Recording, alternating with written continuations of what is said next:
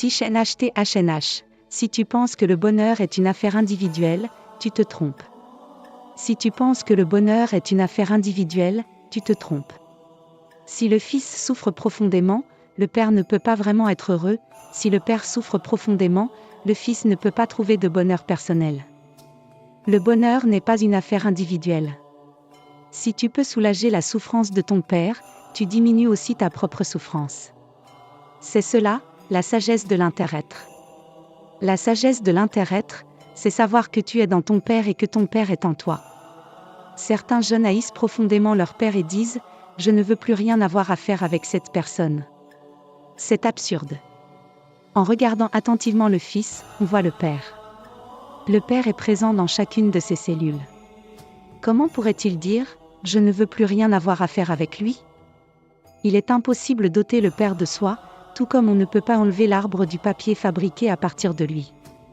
Ainsi, le père voit le fils en lui, et le fils voit le père en lui, ils reconnaissent la sagesse de l'inter-être. Se faire souffrir mutuellement est une folie, aider l'autre à diminuer sa souffrance, c'est aussi diminuer la sienne.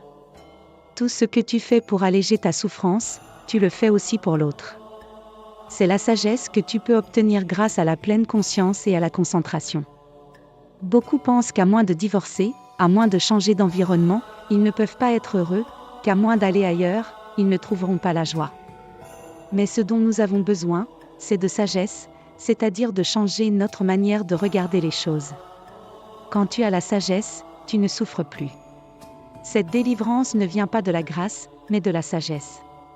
Au début de cet enseignement, le maître a dit, lorsque tu comprends ta souffrance et que tu la diminues, tu peux plus facilement voir la souffrance des autres. Avant cela, tu croyais être la seule personne à souffrir et que celui qui te faisait souffrir, lui, ne souffrait pas. Maintenant, grâce à la pleine conscience et à la concentration, tu vois que ta souffrance vient surtout de toi-même. Tu regardes l'autre et tu vois sa souffrance intérieure, ses difficultés et son désespoir. Tu vois qu'il porte en lui tant de souffrance, et comme il ne sait pas comment la transformer, il continue à en être la victime. Ne sachant pas comment faire face à sa douleur, il souffre et fait aussi souffrir ceux qui l'entourent. Sa souffrance déborde. Il est la première victime de sa propre souffrance, et toi, tu es la seconde. Peut-être ne veut-il pas réellement te faire souffrir, mais il ignore comment gérer sa douleur. En le regardant ainsi, tu peux obtenir cette compréhension. Quand tu vois que l'autre ne sait pas comment faire face à sa douleur et à ses difficultés, tu comprends qu'il a besoin d'aide et non d'être puni. Tu peux alors avoir envie de dire ou de faire quelque chose pour alléger sa souffrance. Cela montre que tu as compris, et cette compréhension fait naître la compassion.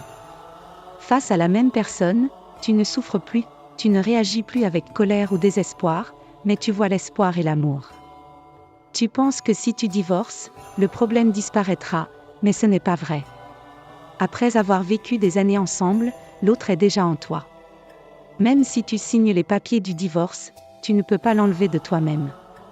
Ce que tu peux faire, c'est pratiquer pour transformer cette part de toi et ce qu'il y a de lui en toi.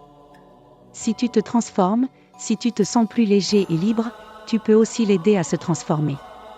Il n'est pas nécessaire de changer quoi que ce soit, de remplacer ton partenaire ou de changer d'environnement, ce qu'il faut, c'est changer ta façon de voir les choses.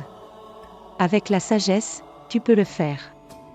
Et la sagesse vient de la pratique de la pleine conscience et de la concentration. Tu portes de la souffrance, donc tu as de la boue. Si tu sais utiliser cette boue, tu peux en faire éclore une belle fleur de lotus. La souffrance a un rôle précis dans la création du bonheur. Sans souffrance, comment pourrait naître la compréhension ? Comment pourrait naître la compassion ? La compréhension et la compassion sont les fondations du bonheur. Tu sais que pour créer la compréhension et la compassion, tu as besoin de certains éléments, et ces éléments sont la souffrance. Le pratiquant sait comment utiliser la souffrance pour faire naître compréhension et compassion. Il n'a pas besoin de créer plus de souffrance, il y en a déjà assez dans le monde. Ce qui compte, c'est de savoir l'utiliser. Je pense que le royaume des cieux n'est pas un endroit sans souffrance. C'est un endroit où les gens savent utiliser la souffrance pour cultiver compréhension, compassion et amour. Je suis sûre qu'il y a de la souffrance même au paradis. Sans souffrance, on ne peut faire naître la compréhension et la compassion. La souffrance est précieuse, on peut même parler des bienfaits de la souffrance. Sans boue, on ne peut pas faire pousser de lotus.